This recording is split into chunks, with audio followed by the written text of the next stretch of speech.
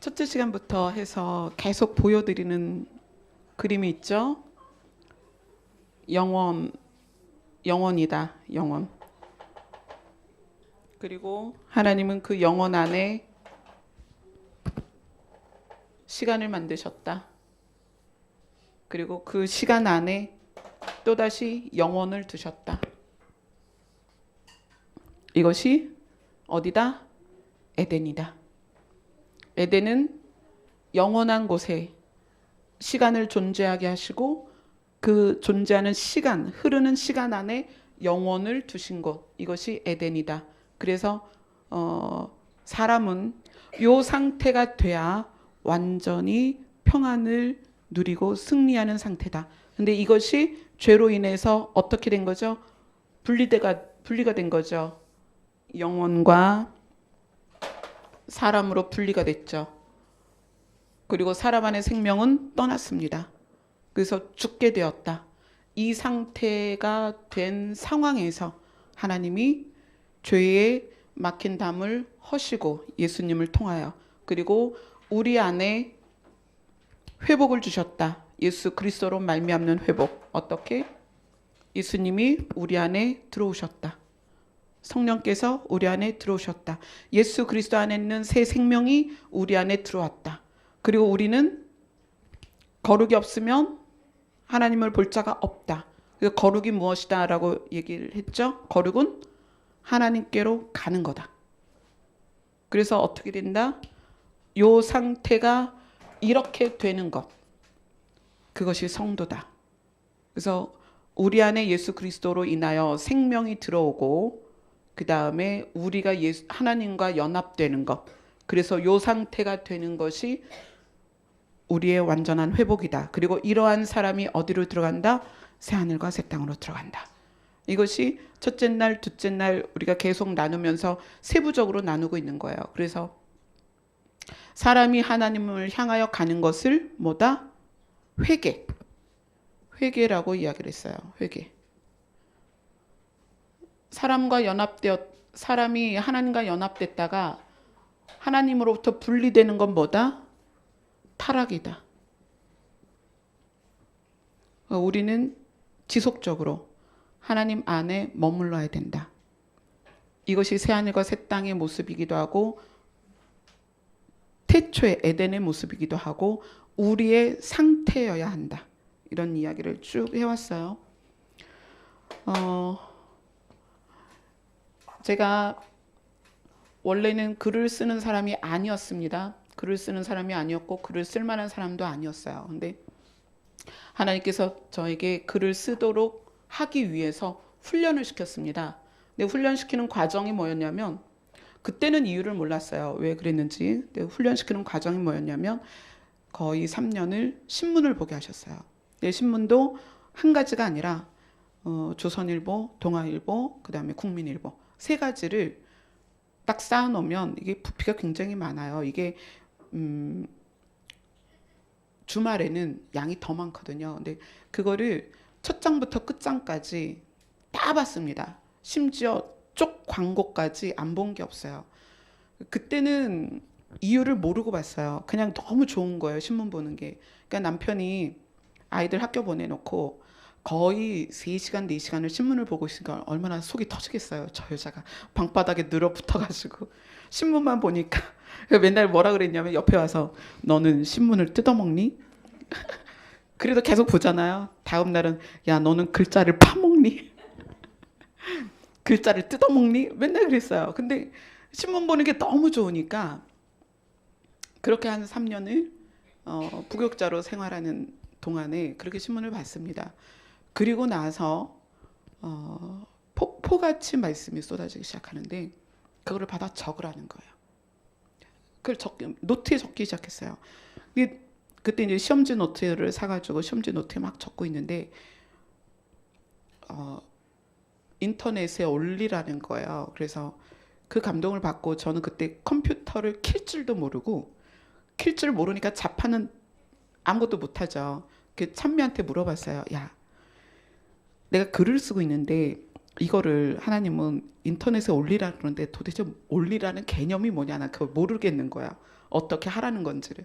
그러니까 찬미가 그런 얘기를 해요. 엄마, 블로그라는 게 있어. 근데 그 블로그는 내가 노트에 쓰는 것처럼 자기 글을 써서 쓰는 거야. 그러면 사람들이 지나가다 문 열고 들어와서 보는 것처럼 와서 볼 수 있다는 거야. 누구든지.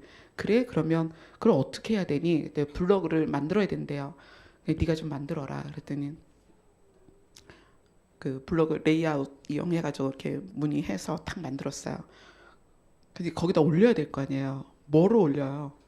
써서 붙일 수도 없고 복사를 해서 넣을 수도 없고 자판을 두드려야 되잖아요. 그때부터 이제 그 한글 자판 연습하는 걸 가지고 연습을 시작을 했어요. 맨날 앉아서 단어 쓰는 것부터 해서 오래 걸렸어요. 제 기계치라서 잘 못해요. 그때 만들어 놓은 배경이 지금도 그대로예요. 안 바뀌어가지고. 들어오시는 분들 정말 변함없다 그러실 거예요. 안 바뀌고 지금까지 있는데,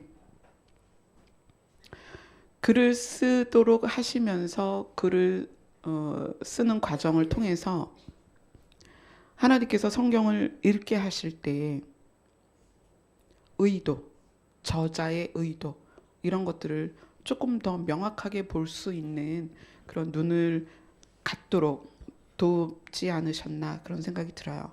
그리고 우리가 이제 매주 주일마다 성경을 가지고 우리가 공부를 하잖아요. 말씀을 듣고 여러분도 집에서 나름 성경을 읽으실 텐데, 그럼 이 성경을 쓰신 저자로서의 하나님은 성경을 통해서 읽는 우리에게 뭘 말씀하고 싶으실까?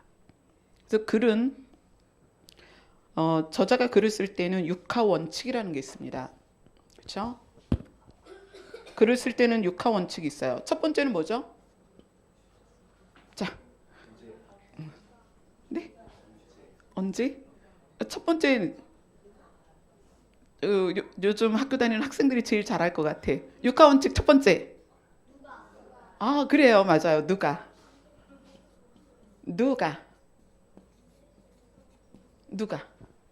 그죠? 책은 글을 쓸 때는 꼭 그 누가가 분명해야 돼요. 누가. 자, 그 다음에 두 번째. 어? 우리 주일학교 오니까 너무 좋다. 언제?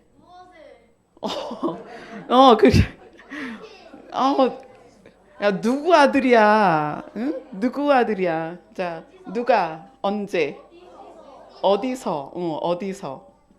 그 다음에 무엇을, 그 다음에 어떻게. 제가요 지난주에 감동을 받았어요. 이번 주부터는 주일학교도 같이다. 우리 주일학교가 이렇게 큰 일을 할 줄 몰랐어요. 왜까지 나왔습니다. 누가, 언제, 어디서, 무엇을, 어떻게, 왜. 그 성경을 보면 이것이 반드시 파악이 돼야 됩니다. 자, 함께 파악을 해봅시다. 여러분이 성경을 여러분이 교회 다닌 횟수만큼 읽지는 않았겠지만 매주 매 시간 성경을 봤단 말이에요. 부분적으로 보든 통독을 했든 간에 성경을 봤죠. 이걸 정의를 내려볼 줄 알아야죠. 성경의 육하 원칙. 누구는 누굴까요? 응? 이수님? 또 건희? 누가? 누가? 하나님. 그렇지. 자, 성경의 누가는 여러분 반드시 기억하셔야 됩니다. 성경의 누가는 하나님입니다. 하나님. 굉장히 중요한 거죠. 여러분이 성경을 통해서 하나님을 알지 못하면 여러분 성경을 잘못 알고 있는 거예요. 우리는 말씀을 통해서 누구를 알아가야 되느냐? 하나님을 알아가야 돼요. 이 성경은 하나님이 쓰셨어요. 그래서 하나님은 나는 누구다. 나는 이러하다. 나는 너에게 이런 존재다. 계속 밝히고 계신 게 성경입니다. 나는 누구다? 하나님이다. 누가? 하나님이. 오늘도 말라기 4장 1절에서 그렇게 시작했잖아요. 만군의 여호와가 말하노라. 이게 성경입니다. 누가? 하나님이. 만군의 여호와가 말하노라. 누가? 자, 그 다음 언제. 이 언제라는 천지를 창조한 후부터. 난 어떡하면 좋아. 우리 애기들 너무 예뻐. 자, 천지를 창조한 후부터가 쫙 나와요. 언제는 이 언제의 시제가 창조를 창조하신 때부터 쭉 나오죠. 그런데 성경은 우리에게 가르쳐 주고 싶은 게 있어요. 그러니까 그 가르쳐 주고 싶은 언제는 언제냐면 태초도 아니고 과정도 아니에요. 언제일까요? 끝. 끝을 알려주고 싶은 거예요. 끝. 우리 아이들 우리 주일학교 오후 2시 세미나에 꼭 참석하세요. 알았어요? 너무 좋아. 반응이 너무 좋아. 여러분 이제 잠 안 올 것 같아. 성경은 우리 준서가 얘기한 것처럼 태초에 천지를 창조한 그 시점부터 쭉 진행이 됐어요. 역사를 히스토리라고 그러잖아요. 그분의 이야기. 쭉 왔지만 성경이 말하고 있는 언제는 언젠가 끝을 말하고 싶은 거예요. 얘들아, 내가 너희를 사랑해, 사랑해, 사랑해. 나에게 돌아와, 돌아와. 왜냐하면 오늘 말라기 말씀에 언제가 이를 것이다? 용광로 불같은 날이 이르를 것이다. 그게 언제예요? 끝이에요. 끝. 우리가 교회를 오래 다니고 성경을 많이 보고 많이 배웠지만 끝에 집중하지 않으면 잘못 알고 있는 거예요. 끝. 왜냐하면 성경은 창세기부터 계시록까지 그 날을 향해 가고 있어요. 그 날. 그 날에. 그 크고 두려운 날에. 거기에 집중되고 있습니다. 오늘 말라기 말씀도 그 날에 집중되어 있어요. 그 끝을 알아야 될 거 아니에요. 성경을 통해서. 그런데 왜 계시록을 다루지 않죠? 왜 계시록을 다루지 않냐면 성경의 시제가 성경이 목표로 하고 있는 시제가 끝이라는 걸 몰라서 그래요. 그리고 전부 과정에 집중돼 있어요. 야, 우리가 살아가는 동안에 장사도 잘 돼야 되고 좋은 대학 가야 되고 좋은 데 시집 가야 되고 높은 지위에 올라가야 되고 막 이런 과정에 집중되어 있단 말이에요. 그러니까 성경을 적용시키되 어디에 적용시켜요? 우리의 과정에 적용시킨다. 그러나 성경은 끝을 말하고 싶다. 하나님은 끝을 말하고 싶은 거예요. 끝. 어디에서? 자, 하나님이 성경을 열어서 창세기부터 계시록까지 쭉 적으시면서 우리가 어디에 집중하길 원하실까요? 어디? 성경은 일관성이 있어요. 창세기부터 계시록까지 일관성이 있어요. 하나님은 어디에 집중하기를 원하시냐면 이스라엘 백성을 애굽에서 어디로 데리고 가셨어요? 가나안으로. 그죠? 뭘 예표하는 거예요? 천국을 예표하는 거예요. 예수님은 지속적으로 이렇게 말씀하셨습니다. 천국 복음이다. 천국이 가까이 왔다. 어디서냐면 그 천국도 사실은 최종적인 천국을 말해야 되는데 최종적인 천국은 새 하늘과 새 땅이다. 신천지라는 이상한 단체가 이 말을 가져가 버려서 기존 교회가 새하늘과 새 땅 얘기하면 뭐 이단인 것처럼 이야기를 하는데 새하늘과 새 땅은 궁극적으로 성경이 말하는 끝의 장소적 개념입니다. 끝이 시기적인 개념이라면 끝의 장소적인 개념은 새하늘과 새 땅입니다. 그래서 우리가 신앙생활하면서 새하늘과 새 땅을 분명하게 알고 있지 않으면 안 돼요. 우리는 새하늘과 새 땅에 대해서 반드시 알아야 됩니다. 신부의 새노래 세미나라면 이 신부들이 반드시 알아야 될 것이 새하늘과 새 땅이죠. 이제 앞으로 세부적으로 이 육하 원칙에 의해서 쭉 다루어 갈 것입니다. 자, 그러면 저자인 하나님은 이 세상의 끝에 우리가 살아야 될 새하늘과 새 땅에 대해서 이야기하시면서 우리와 관련해서 무엇을 말하고 싶으실까요? 무엇을? 응?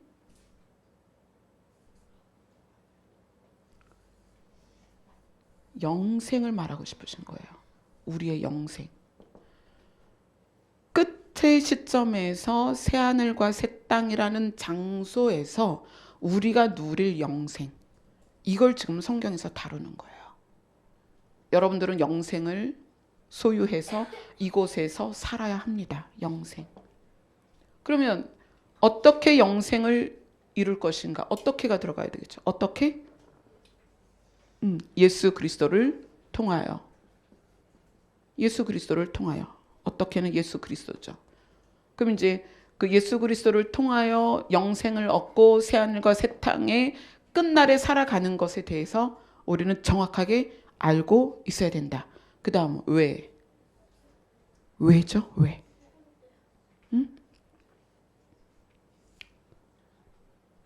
첫째 날, 둘째 날 함께 하면서 이 왜라는 부분을 우리가 이렇게 얘기했습니다. 하나님이 우리를 사랑하셔서. 우리를 사랑하시기 때문에. 왜 사랑하신다? 우리는 하나님의 형상이다. 하나님의 의지, 하나님의 소원, 하나님의 원하심은 그대로 우리 안에 반영되어 있고 하나님의 형상이 우리 안에 반영되어 있어서 우리는 반영된 하나님의 모습으로 살아가고 하나님은 그 모습을 너무나 기뻐하신다. 우리는 하나님 자신이다. 하나님은 그래서 우리에게 사람을 대할 때 죽게 하듯 해라. 왜냐하면 다 하나님이 반영된 사람이기 때문이다. 그래서 하나님을 사랑하는 것을 어떻게 입증해라? 사람을 사랑하는 것으로 입증해라. 이렇게 나눴습니다.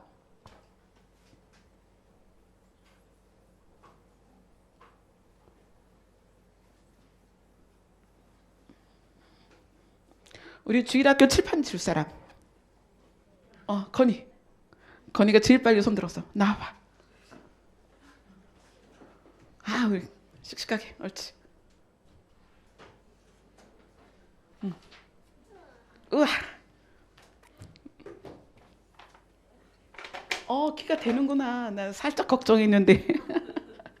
키가 되네. 땡큐. 이제 너 이리 와. 너 가면 안 돼. 예. 건이야 여기 앉아. 건이는 내가 신호하면 나와서 지워야 돼. 알았지? 자, 다음 주 할 사람 손 들어봐.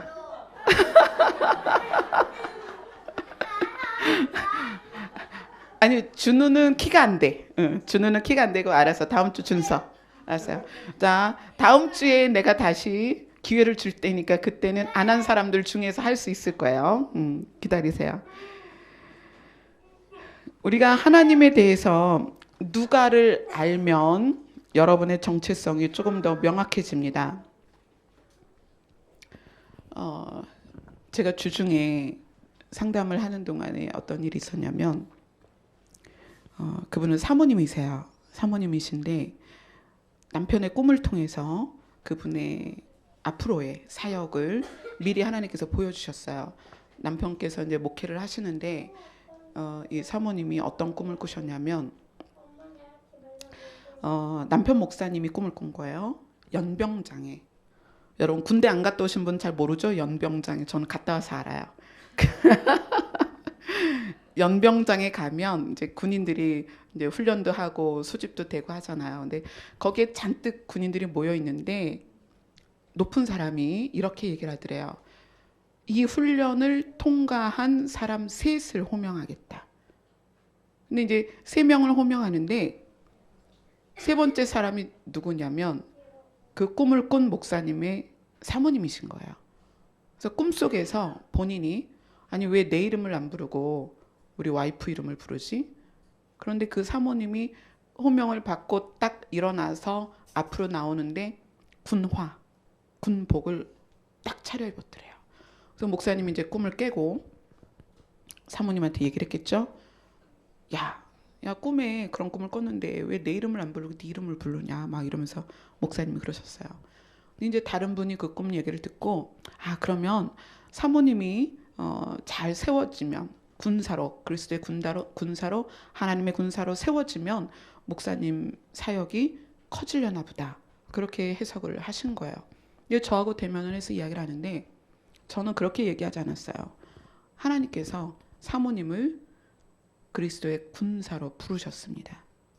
하나님이 이제 더 사모님을 강하게 세우실 것이고 쓰실 것입니다. 그렇게 이야기를 했어요. 근데 그 대화 중에 저의 남편 목사님이 사역하실 때 꾼 꿈을 기억나게 하셨어요. 그때는 우리 라인손 집사님이 아주 애뜰 때였어요. 10몇 년 전이었으니까. 지금도 예쁜데 이 얘기는 꼭 해야 돼. 지금도 예쁜데 장장 15년 전 얘기입니다. 15년 전에 정말 지하에서 어린 찬미는 그때 초등학생이었고 그때 네 식구가 교회에서 40만 원 받고 사역할 때였어요. 그래서 월세 내고 나면 정말 먹을 게 없을 때였는데 그때 남편이 자다가 일어나서 꿈 얘기를 해주는 거예요. 야, 내가 꿈을 꿨는데 네가 꿈에 나왔어. 네가는 저죠.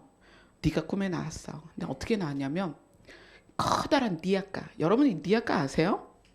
니아까 아는 세대는 오래된 세대입니다. 니아까 큰 니아까에다가 빈 그릇을 산더미처럼 쌓아가지고 그건 이제 또 빈 그릇 떨어지면 안 되니까 그 검은색 팽팽한 그 고무줄 있잖아요. 그 바로 엮어서 그 다음에 그 빈 그릇이 얼마나 많은지 줄로 달아서 그 니아까를 끌고 가는데 빈 그릇들이 줄줄줄줄 끌려오는 그런 니아까를 제가 끌고 가더래요.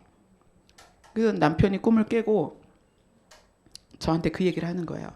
야, 네가 엄청난 니아까에다가 빈 그릇을 산더미같이 쌓아가지고 그릇이 얼마나 많이 있는지 줄에 묶어서 니아까를 끌고 가는데 달랑달랑달랑 빈 그릇이 끌려가더래요. 그렇게 끌고 가는 모습을 꿈에서 봤다 그러시는 거예요. 그래서 제가 남편한테 우리가 이렇게 가난하니까 꿈도 별 이상한 꿈 어쩜 그래 우리의 삶을 그대로 반영하냐.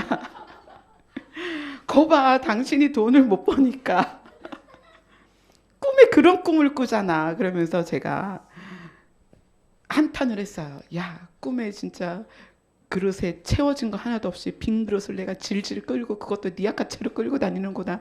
막 그랬었어요. 그리고 15년이 지난 거죠. 15년이 지나서 주중에 그 사모님이랑 대화를 하는데 그 꿈을 제가 꾼 것처럼 영상으로 탁 보여주시는 거예요. 그 꿈의 의미를 알려줄게. 성경에 보면 과부 이야기가 나오는데 엘리야가 만난 과부가 있어요. 엘리야에게 마지막 가루를 떡을 만들어서 대접하죠. 원래 그거를 아들과 먹고 어떻게 하려고 그랬어요? 죽으려고 그랬단 말이에요. 근데 하나님은 엘리야를 사렙다 과부에게 보내세요. 거기 가라. 거기 가서 대접을 받아라. 그래서 엘리야가 가죠. 가가지고 그 여인에게 말합니다. 과부에게. 네 손에 있는 떡을 좀 가져와라. 그랬더니 저 지금 떡은 없어요. 떡을 한 번 만들 가루는 있는데 그 가루와 기름으로 떡을 만들어서 아이랑 먹고 죽으려고 그랬어요. 그 시절에 남편이 없으니까 우리는 그럴 수밖에 없어요. 그럼 엘리야가 아니다. 나를 위해서 만들어라. 그래서 엘리야가 그걸 먹죠. 그리고 뭐라 그래요? 그릇과 떡 그릇, 그러니까 가루 병과 기름 병에 앞으로 절대로 마르지 않게 될 것이다. 그래서 그 과부의 기름병과 가루 그릇에 가루와 기름이 마르지 않습니다. 계속 채워지는 거예요. 그리고 그녀의 아들이, 과부의 아들이 그 사건 다음에 죽어요. 그래서 어떻게 했죠? 엘리야가 가서 살려주죠. 근데 그 대목을 하나님께서 알려주시면서 그때 그 빈 그릇, 그러니까 고난을 통해서, 연단을 통해서 네가 비워낸 자리마다 내가 기름을 부으려고 너의 그릇을 준비했다. 그래서 사실 그 전주, 그 주 굉장히 힘들었고 마음도 많이 힘들었고 체력도 최저로 떨어지고 굉장히 힘들었던 주간이었어요. 그런데 하나님께서 15년 전에 남편의 꿈을 생각나게 하시고 그 꿈에 대한 해석을 해주시는 거예요. 그래서 예정되고 계획된 길을 내가 지금 가고 있구나. 하나님께서 그렇게 쓰시기로 작정하셔서 빈 그릇을 산더미같이 준비하게 하시고 거기에 하나님의 기름을 부으셔서 이 일을 감당케 하시려고 나를 그때부터 이끌으셨구나. 그러면서 때때로 여러분이 좌절하고 힘들고 어려울 때마다 기억하세요. 하나님은 여러분을 위해서 정말 섬세한 설계도를 가지고 계세요. 왜냐하면 그분이 아버지시기 때문에 그래요. 지금 이제 육하 원칙 중에 누가? 하나님께서. 여러분, 남편도 아니고 동네 아저씨도 아니고 또 우리 부모도 아니고 누구냐면 하나님께서예요. 이 하나님께서라는 것이 여러분 심장 안에 박혀야 됩니다. 누구요? 하나님께서. 그 하나님께서 여러분 한 사람 한 사람을 계획하고 이끄시고 인도하신다는 거예요. 정확하게 인도하십니다. 주중에 또 무슨 일이 있었냐면 저희 작은 아이가, 우리 작은 아이 지금 없어요. 그래서 얘기하는 거예요. 읽으시면 안 돼요. 못 들은 척 하세요. 작은 아이가 다음 주 중에 사촌 언니랑 일본을 가요. 사촌 언니가 예전에 일본 갔다 오더니 내가 다음번 일본 갈 때 너 데리고 갈게 그랬거든요. 이제 그 약속을 지키기 위해서 다음 주 돌아오는 금요일 날 일본을 갔다가 그 다음 주 수요일 날 도착을 해요. 근데 이제 이 아이가 뭐라 그러냐면 엄마 나 일본 갔다 와서 염색할래 그러는 거예요. 그 머리카락이요 센치로 재면 몇 센치나 될까요? 하여튼 여기 허리까지 오잖아요. 머리가 엄청 긴데 그래? 아주 태연하게 무슨 색으로 할래? 그랬더니 초록색. 그래서 제가 그랬어요. 어머 제가 얼마나 긍정적이에요. 이렇게 얘기했어요. 그래? 야 그러면은 이제 앞으로 네 머리카락 빠지면 우리 집이 너무 아름답겠다 그랬어요. 그때 우리 찬주가 이러는 거예요. 그치 엄마 내 머리카락 빠지면 잔디밭 같겠지. 그래서 제가 그랬어요. 야 이제 우리 집 정말 예쁘겠다. 근데 은빈이는 분홍색으로 하겠대요. 그래서 그래 너네 둘이 모여서 머리카락 빠지고 나가면 우리 집 진짜 아름답겠다. 그런 얘기를 했어요. 그러면서 그 아이를 향해서 저는 하나님의 계획을 신뢰하는 거예요. 어떤 거냐면 목사님이 돌아가시기 전에 한 사람 한 사람 예언을 해주셨어요. 근데 찬미찬주에 대해서 뭐라고 예언하셨냐면 그때 이제 저한테는 드보라 같이 하나님께서 쓰실 거다 이렇게 말씀을 하셨어요. 그리고 우리 찬미찬주한테 뭐라고 얘기하셨냐면 지혜로운 다섯 처녀가 될 것이다 그렇게 얘기를 하셨어요. 그래서 하나님의 약속에 대한 신뢰가 이제 늘 일상에서 검증이 됐었기 때문에 우리 찬주에 대해서 지금의 모습을 규정하지 않고 기다리는 거예요. 이 아이가 비록 파랗게 초록색으로 물들여서 잔디밭을 머리에 쓰고 다녀도 이 아이는 반드시 지혜로운 다섯 처녀처럼 등에 기름을 준비한 아이가 될 거다. 누구를 신뢰하는 거예요? 하나님을 신뢰하는 거죠. 제가 할 수 없는 거잖아요. 그래서 오늘 아침에 이렇게 이쁘게 옷을 입고 천주야 엄마 교회 간다 그랬는데 천주가 그러는 거야. 엄마 라면 끓여줘. 그래가지고 이렇게 입고 또 주방에 가서 라면을 끓였는데 그냥 라면이 아니라 냉라면이에요. 냉라면은 여러 공정을 지나야 냉라면이 나와요.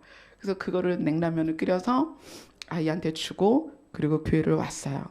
그러면서 또 하는 거죠. 하나님, 저 아이를 향한 하나님의 계획을 이루어 주시옵소서. 요셉이 감옥에 있을 때 또는 종으로 보디발 장군 집에 있을 때 그 모습을 한번 생각해 보세요. 만약에 부모가 그걸 본다면 저놈이 저게 뭐가 되려나 그럴 거예요. 비록 누명을 썼지만 감옥에 있는 자녀를 볼 때 저게 뭐가 될까? 부모라면 다 그렇게 생각하겠죠. 지금 우리 아내든 남편이든 부모든 자녀든 여러분들이 대하는 가족 안에서의 그들을 향해서 절대로 소망을 놓지 마세요. 왜냐하면 오늘 누가 하나님께서 우리가 올려드리는 이름에 대해서 반드시 책임져 주십니다. 그들을 향한 계획을 하나님께서 이루어 주십니다. 왜냐하면 그분은 좋은 아버지이기 때문에. 자, 하나님을 이제 누가가 하나님이시니까 하나님에 대해서 봅시다. 하나님에 대해서 알려면 가장 기본 지식으로 알아야 될 게 삼위일체예요. 삼위일체. 근데 이 삼위일체 개념을 사람들이 잘못 알고 있어요. 하나님이 아버지도 되고 아들도 되고 성령도 된다. 하나님이. 그래서 하나님이 여기선 아버지 역할하고 저쪽에선 아들 역할하고 이쪽에선 성령 역할한다. 라는 게 정통 신학교에서 이렇게 가르쳐요. 그런데 삼위일체를 이 개념으로 배워버리면 성경이 풀어지질 않아요. 말도 안 되죠. 그러니까 여러분들은 그래도 저하고 계속 말씀을 나눴었으니까 최소한 이 개념은 아닐 거라고 생각해요. 하나님이 계시고 사람이 있죠. 자, 둘의 차이는 무슨 차이일까요? 신과 피조물. 또 둘 차이는 뭘까요? 영과 육체. 누가 얘기했어? 감동이야. 다음 주에 네가 칠판 지워. 아니, 다음 주에는 준서고 그 다음 주에 네가 칠판 지워. 그래. 영과 육체. 대단해. 하나님과 사람은 이렇게 전혀 다른 존재예요. 그러면 하나님은 어떤 하나님이냐? 성부 하나님, 성자 하나님, 성령 하나님이 이렇게 계신 거예요. 그래서 삼위일체론에 들어가 보면 거기에서 주장하는 게 뭐냐면 본질에 대해서 이야기를 합니다. 본질. 하나님의 본질은 영이시고 신이시다. 사람과 본질적으로 다르죠. 구분이 되죠. 그 하나님이 성부 하나님, 성령 하나님, 성자 하나님이 계신 거예요. 본질이 같다라고 정의를 해놓고 있어요. 세 분이 다 하나님이시고 본질이 하나님이다. 그런데 성부 하나님, 성자 하나님, 성령 하나님이 계시다. 그래서 그분이 이 세 분이 동시에 언제 출현했어요? 어떡하면 좋아 너. 누구 아들이야? 건이야 지워. 우리 건이 너무 예뻐. 어떡하면 좋아. 야, 너희 어머니 성함이 뭐니? 권현수. 권현숙 집사님 아들 참 잘 키웠어요. 하나님이 성부 하나님, 성자 하나님, 성령 하나님이 따로 계십니다. 그분이 동시에 출현한 상황이 예수님이 세례 요한에게 세례 받으실 때예요. 그래서 예수님이 세례 받으실 때 성령께서 비둘기처럼 오셨고 하나님은 하나님의 보좌에서 음성으로 말씀하셨죠. 보라, 내 아들이다. 그래서 하나님을 우리가 삼위일체로서의 하나님을 인식할 때 어떤 걸 인식해야 되냐면 개별적이지만 본질이 하나다. 본질은 뭐다? 영이신 하나님이시다. 그 개념을 이제 알아야 돼요. 자, 그러면 하나님께서 우리와의 관계 안에서 무엇을 말씀하고 싶으신가? 하나님은 하나님 자신을 설명하는 구절들이 되게 많아요. 근데 그 하나님 자신을 설명하면서 반드시 연결되는 게 누구냐면 사람입니다. 사람. 그래서 하나님과 하나님이 말씀하시는 것 중에 하나가 뭐냐면 동질성이에요. 예수님이 그래서 이걸 얘기하시죠. 내가 하나님 안에, 아버지가 내 안에, 그리고 뭘 얘기하냐면 너희가 내 안에, 내가 너희 안에. 뭐죠? 동질성을 얘기하는 거예요. 동질성. 이 동질성이 태초에는 사람이 만들어질 때 이 동질성을 어떻게 표현해 주셨어요? 사람을 처음에는 흙으로 빚었어요. 그러니까 이 사람이 하나님과 동질성을 가질 수가 없었어요. 흙으로 만들었으니까. 그러면 동질성을 갖기 위해서 하나님이 뭘 하셨어요? 동질성을 갖기 위해서 생기를 불어 넣으셨죠. 하나님의 생명을 여기다 넣으셨단 말이에요. 그래서 동질성, 하나님과 사람이 동질이 됐다. 그런데 이것을 잃었습니다. 아담과 하와가 선악과를 먹으면서 잃어버렸어요. 그래서 이 동질성을 유지하기 위해서 하나님께서 다시 하신 일이 있죠. 누구를 통하여? 예수 그리스도를 통하여 예수 안에 뭘 넣어주셨죠? 새 생명을 넣어주셨고, 그래서 이 동질성을 유지하기 위해서 사람이 누구를? 예수 그리스도를 마음 안에 모셔드리면 이때의 생기가 다시 회복이 되는 거예요. 새 생명으로. 그래서 하나님과의 동질성으로 다시 가는 거예요. 그 예수님이 그렇게 말씀하시나요? 너희를 신이라 하지 않았느냐? 왜 신이라고 말씀하시죠? 신의 생명이 우리 안에 들어왔기 때문에 동질성에서 그 이야기를 우리에게 하시는 거예요. 그래서 하나님의 나라는 동질인 사람만 갈 수 있습니다. 같은 성질이어야 하나님의 나라를 갈 수 있다. 자, 그 다음에 하나님은 성경을 통해서 무엇을 얘기하시느냐면 관계성을 이야기하십니다. 나는 하나님이다. 나는 만군의 여호와다. 내가 말한다. 그러면서 뭘 말하시냐면 관계를 말씀하세요. 하나님과 우리와의 관계. 성경을 한번 봅시다. 신약 에베소서로 갑니다.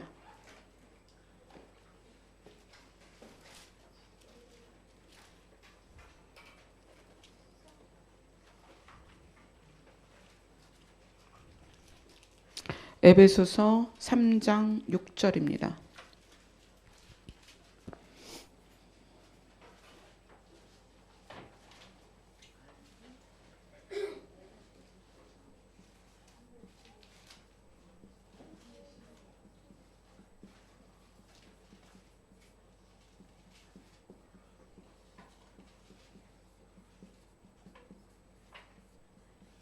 이 관계성은 법적 관계성과 심리적 관계성으로 나뉩니다.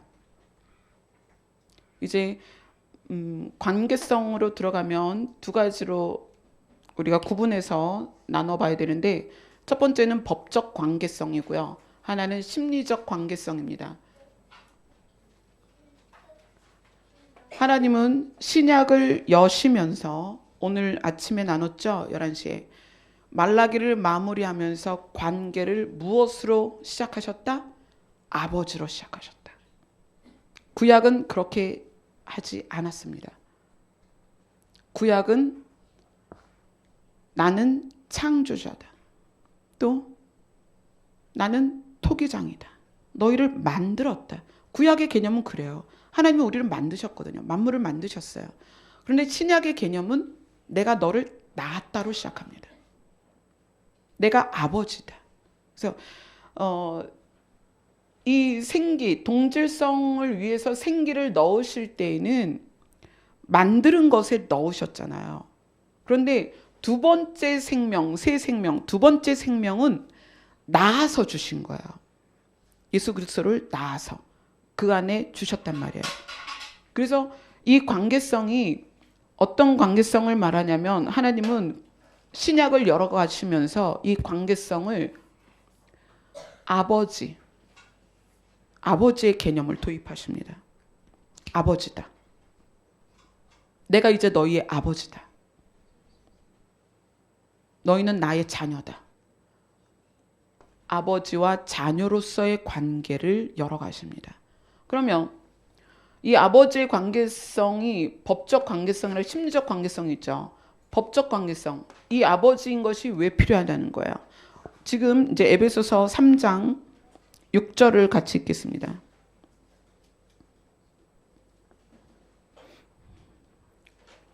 3장 6절 같이 읽겠습니다. 시작. 이는 이방인들이 복음으로 말미암아 그리스도 예수 안에서 함께 상속자가 되고 함께 지체가 되고 함께 약속에 참여하는 자가 됨이라. 하나님께서 왜 아버지로서의 관계를 열기 시작했냐면, 하나님의 나라를 당연히 너희는 받을 수 있다. 왜? 법적 관계성에서 아버지는 아들에게 뭘 할 수 있어요? 상속을 할 수 있어요. 상속. 이거는 누구도 반대할 수 없어요. 아버지만이 아들에게 줄 수 있는 그 권리가 상속권입니다. 이거는 동네 옆집 아저씨가 아니 왜 당신 아들한테 물려줍니까? 내 마음이야. 아버지 마음이에요. 이건 누구도 말릴 수 없는 거예요. 그래서 하나님께서는 이 관계를 정당화시키는 거예요. 사단이 옆에서 하나님 왜 저 사람에게 하나님의 나라를 물려줍니까?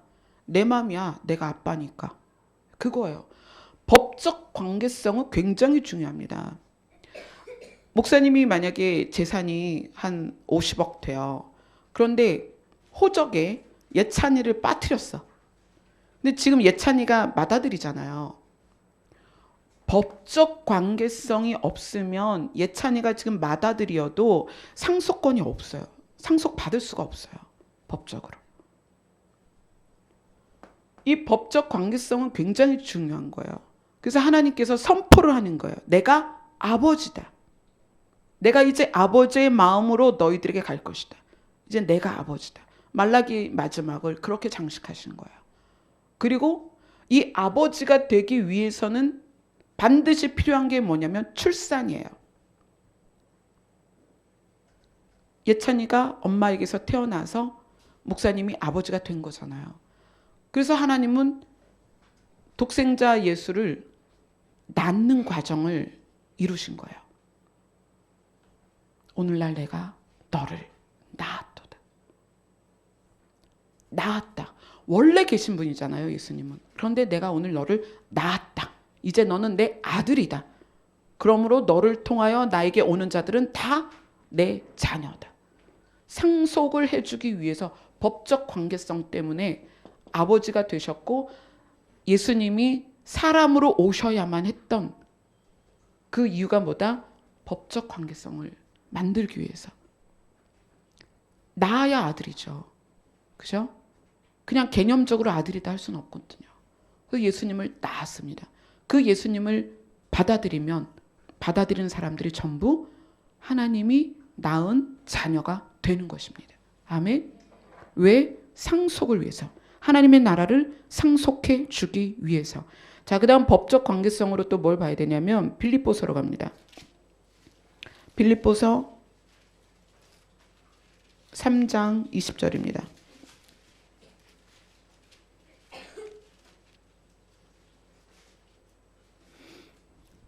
3장 20절. 왜 하나님이 우리에게 아버지가 되시려고 하는가? 같이 읽습니다. 시작. 그러나 우리의 시민권은 하늘에 있는지라 거기로부터 구원하는 자 곧 주 예수 그리스도를 기다리노니. 우리의 시민권이 하늘에 있다. 여러분의 시민권은 지금 어디에 속해 있어요? 대한민국에 속해 있죠. 그죠? 혹시 여기 미국 시민권자 계시면 손 들어보세요. 없으신가요? 예전에 미국 시민권자 있으셨던 분은 이제 미국에 가셔가지고 지금 손들을 사람이 없어요. 여기 계신 분들은 다 법적으로 대한민국의 시민을 권리를 주장했을 때 받아들여지는 시민권을 가지고 있습니다. 이 법적 관계성에서 어떤 나라의 시민권을 아무 문제 없이 취득할 수 있는 조건, 부모 자식이에요. 미국으로 이민 가신 우리 최지연 집사님의 자녀들, 어머니가 시민권자이기 때문에 자녀들은 서류만 내면 미국의 시민권을 취득합니다. 왜요? 자녀이기 때문에. 그러니까 법적 관계성이 왜 중요하냐면 시민권 때문에 그래요. 시민권. 하나님이 왜 우리의 아버지라고 굳이 이 표현을 하시는가? 우리가 그분의 자녀가 되면 하늘의 시민권은 자동으로 우리에게 주어집니다. 아멘. 그래서 우리가 하늘의 시민권자로 살기를 원하시는 거예요. 그래서 내가 아버지다. 너희가 나를 아버지라고 부르면 너희는 자동적으로 하늘나라의 시민이다. 너희의 시민권은 땅에 있는 것이 아니라 하늘에 있다.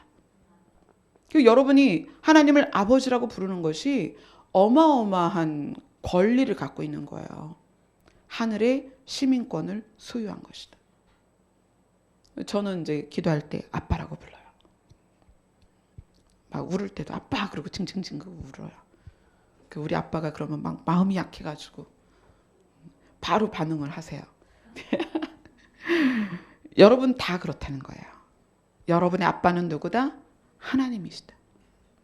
그 하나님이 왜 우리의 아빠가 되려고 하시는가? 하나님의 나라를 상속해 주려고, 그 다음에 그 나라의 시민권을 우리에게 주려고. 그래서 이 법적인 관계성을 갖기 위해서 하나님은 아버지가 되기로 하신 거예요. 그냥 뭐 어쩌다 아버지가 된 게 아니고 어쩌다 우리가 부를 게 없어서 아버지라고 부르는 게 아니라는 거예요. 자, 그 다음에 심리적 관계성. 왜 하나님은 우리에게 아버지라고 말씀하셨고 아버지라고 표현을 하시는가? 자, 누가복음으로 갑니다.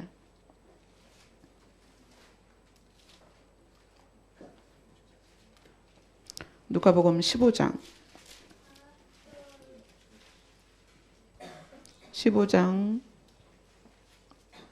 11절부터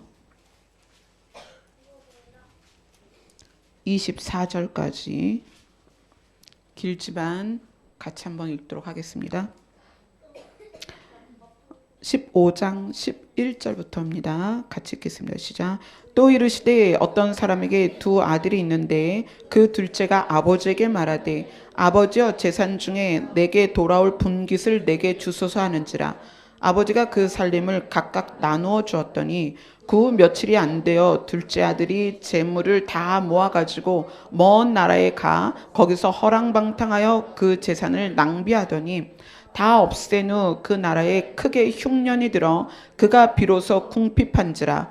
가서 그 나라 백성 중 한 사람에게 붙여 사니 그가 그를 들로 보내어 돼지를 치게 하였는데 그가 돼지 먹는 쥐염 열매로 배를 채우고자 하되 주는 자가 없는지라. 이에 스스로 돌이켜 이르되 내 아버지에게는 양식이 풍족한 품꾼이 얼마나 많은가. 나는 여기서 주려 죽는구나. 내가 일어나 아버지께 가서 이르기를 아버지, 내가 하늘과 아버지께 죄를 지었사오니 지금부터는 아버지의 아들이라 일컬음을 감당하지 못하겠나이다. 나를 품꾼의 하나로 보소서 하리라 하고 이에 일어나서 아버지께로 돌아가니라. 아직도 거리가 먼 데에 아버지가 그를 보고 측은히 여겨 달려가 목을 안고 입을 맞추니 아들이 이르되 아버지, 내가 하늘과 아버지께 죄를 지었사오니 지금부터는 아버지의 아들이라 일컬음을 감당하지 못하겠나이다 하나 아버지는 종들에게 이르되 제일 좋은 옷을 내어다가 입히고 손에 가락지를 끼우고 발에 신을 신기라. 그리고 살진 송아지를 끌어다가 잡아라. 우리가 먹고 즐기자. 이 내 아들은 죽었다가 다시 살아났으며 내가 잃었다가 다시 얻었노라 하니 그들이 즐거워하더라. 아멘. 법적으로 아버지와 아들이 되면 그 아들이 무슨 짓을 하든 아들입니다. 제가 지금 말씀드리는 것은 여러분이 하나님을 아버지로서 어떻게 생각하고 있느냐를 좀 이야기하는 거예요. 아버지 입장에서는 자녀를 향하여 그 자녀가 돈을 많이 벌든 못 벌든 공부를 잘 하든 못 하든 외모가 예쁘든 안 예쁘든 너무나 귀합니다. 심리적 관계를 얘기하는 거예요. 이 말씀에 누가복음 말씀에 여기에 나와 있는 아버지는 아들이 재산을 탕진한 것과 그래서 아버지에게 정말 마음 아프게 했던 그 모든 것들에 대하여 생각하지 않습니다. 뭘 생각하냐면 너는 내 아들이라는 거예요. 그래서 이 아들이 그러죠. 아버지, 제가 이제 아버지 아들 안 할게요. 제가 아버지께 죄를 지었으니까 아버지 아들 안 하고 차라리 종이 되겠습니다. 그러나 아버지는 자기 아들을 종으로 삼지 않습니다. 이 세상의 모든 부모는 마음이 똑같습니다. 아들에 대하여 절대로 품꾼으로 만들지 않습니다. 어떻게 해요? 다시 아들의 지위를 회복해 주는 거예요. 아니야. 너는 내 아들이야. 여러분이 신앙생활 하면서 그런 고민 많잖아요. 나 이렇게 살고 있는데 구원받을 수 있을까? 하나님이 나를 버리지 않을까? 하나님이 나를 외면하지 않을까? 내가 이런 죄를 짓고 있는데 하나님께서 나를 여전히 사랑하실까? 그래서 제가 지난주에 아주 중요한 걸 보여드렸죠.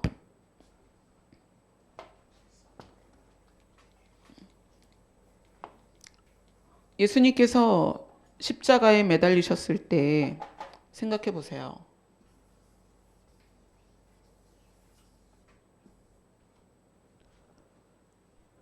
세 개의 십자가가 있었습니다. 그죠? 세 개의 십자가가 있었어요. 예수님이 계셨고요. 양쪽에 누가 있었어요? 강도가 있었다.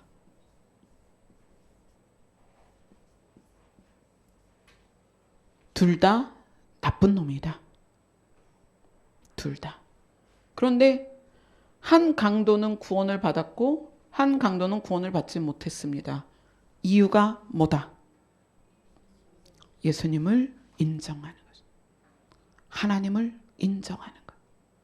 거기에 생명이 있습니다. 우리는 다 이런 관계에 있습니다. 우리는 정도의 차이일 뿐이에요.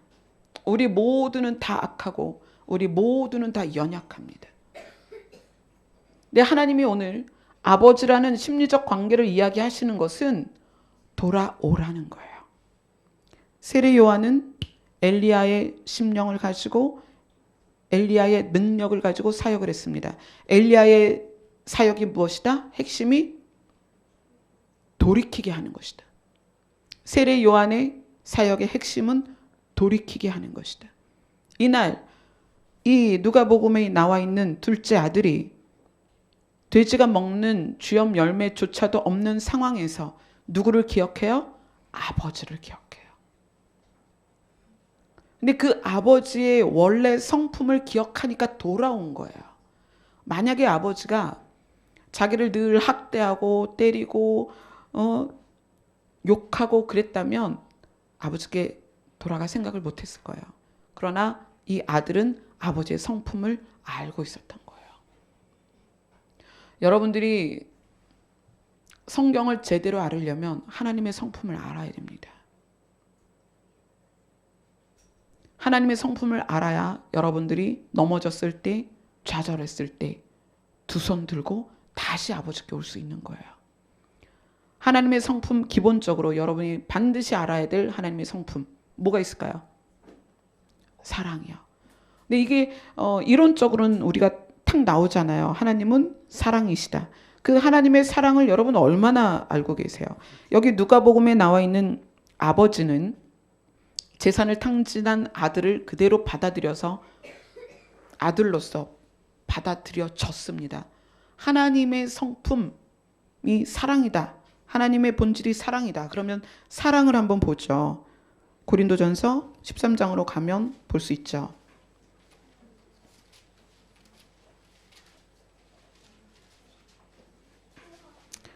고린도전서 13장 4절부터 7절까지.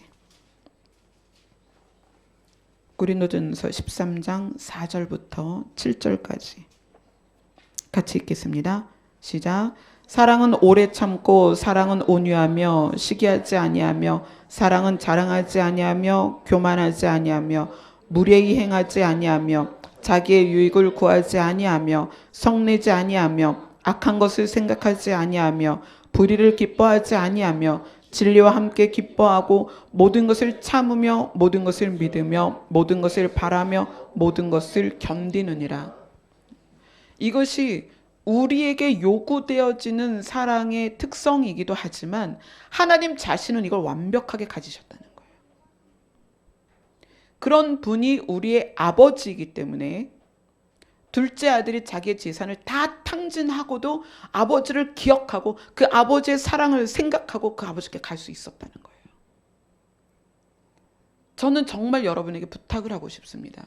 여러분의 모습이 어떠하든지 여러분이 그 어떤 모습으로라도 주님 앞에 나오면 하나님 앞에 나오면 아버지께 나오면 아버지는 여러분을 거절하지 않습니다. 이 누가복음에 나와 있는 아버지처럼 여러분들을 자녀로 예전보다 더 귀하게 여러분을 받아주십니다. 성경에 누구냐면 하나님께서 자기 자신을 아버지로 소개하고 있습니다. 여러분이 육체적인 관계 안에서의 아버지와 관계가 좋지 않으면 하나님의 사랑에 접근하기가 좀 어려워요. 그런데 하나님 앞에 계속 머물면 육체적인 관계 안에서의 아버지의 관계를 초월하는 그 사랑 안에 들어갑니다. 제가 그랬거든요. 어린 시절에 아버지가 많이 무서운 분이었고 표현 잘 안 하시는 분이었고 굉장히 다혈질이시고 그럼에도 불구하고 하나님 아버지 앞에 깊이 들어가면서 그분의 사랑을 깨닫고 느끼고 경험하면서 지금은 기도할 때마다 아빠라고 부르는 것이 너무 자연스러워요. 그것도 저는 이렇게 부릅니다. 나의 아빠. 누구의 아빠도 아니라 나의 아빠. 여러분이 신부로서 준비되어져 가려면 반드시 여러분이 해결돼야 될 게 아버지와의 관계입니다.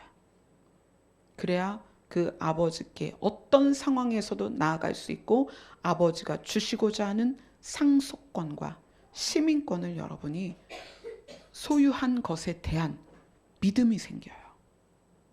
관계가 형성이 안 되고 그 관계가 조밀하지 않으니까 나한테 시민권이 있나? 상속권이 있나? 늘 이렇게 두려워하죠. 여러분이 만나는 모든 문제, 어떤 상황, 그 모든 것이 해결되는 건 하나님께 나아가는 것밖에 없어요. 그러니까 하나님께 나아가는 게 뭐예요? 하나님 앞에 앉아서 독대하는 거예요. 그게 기도입니다. 여러분 일상 모든 시간에 여러분의 초점이 하나님께 맞춰져 있는 것. 그게 어떤 상태죠? 쉬지 않고 기도하는 상태예요. 그것을 유지할 때 여러분이 세상도 감당할 수 없는 그런 믿음의 사람이 되는 거고요. 평안의 상태로 유지하게 됩니다. 아멘. 아멘. 자, 성경은 누구의 이야기입니까? 하나님의 이야기예요. 하나님. 그 하나님께서 역사를 풀어 가시면서 우리에게 자신을 아버지로서 말씀하십니다.